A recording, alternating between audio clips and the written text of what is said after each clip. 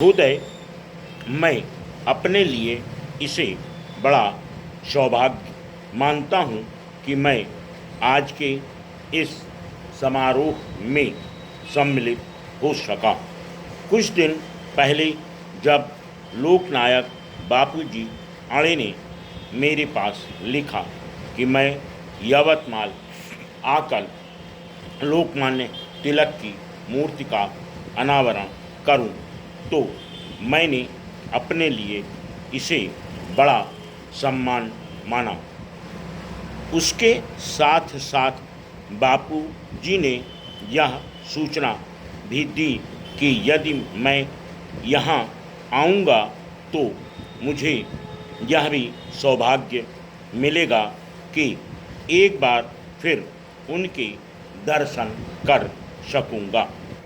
इन सब कारणों से मेरे हृदय में एक क्षण के लिए भी ऐसा विचार नहीं आया कि इस निमंत्रण को स्वीकार करने अथवा न करने के विषय में सोचूं। मैंने उसे एक आदेश मानकर सिरोधार्य कर लिया। थोड़े समय की अनिश्चितता अवश्य रही, क्योंकि मैंने लिखा था कि इधर जब आ सकूँगा तो यहाँ आऊँगा। मुझे प्रसन्नता है कि वह दिन आ गया और मैं यहाँ आकर इस शुभ कार्य में भाग ले सका। लोकमान्य तिलक की मूर्ति का अनावरण करना मेरे लिए बड़े सौभाग्य की बात है। लोकमान्य ने केवल इस देश को जगाया ही नहीं, बल्कि उन्होंने कांग्रेस रूपी जिस भवन की नींव डाली, वह आज स्वतंत्रता के रूप में हम सबको मिला है। अपनी बुद्धि, अपना शरीर और धन को कुछ मनुष्य के पास हो सकता है, सब कुछ देकर उन्होंने देश को जागृत किया और हमें स्वराज्य के लिए तैयार किया।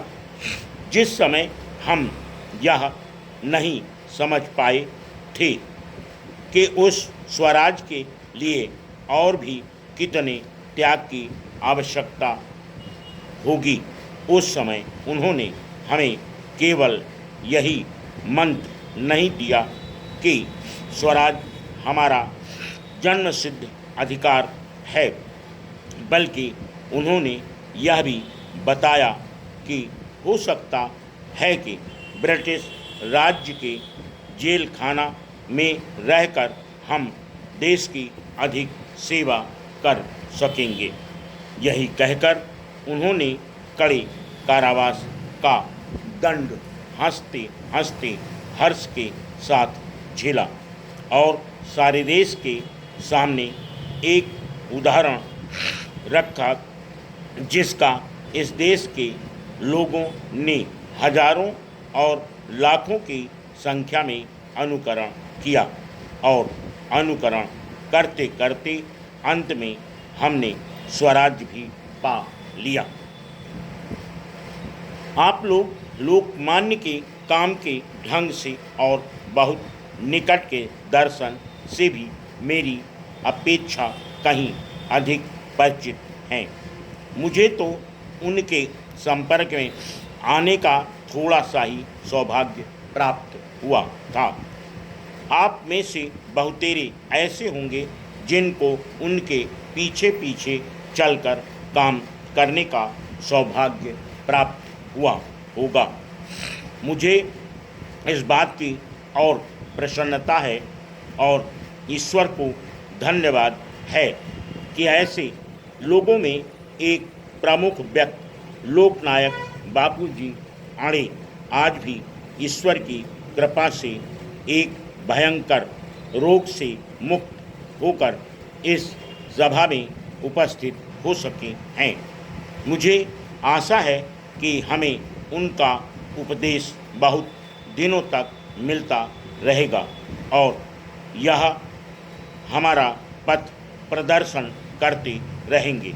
इसलिए अब जबकि हमें स्वराज भोगने का अवसर मिला है, जिसके लिए हम संग्राम कर रहे थे, हम उसे हमें सार्थक बनाना है। Full stop.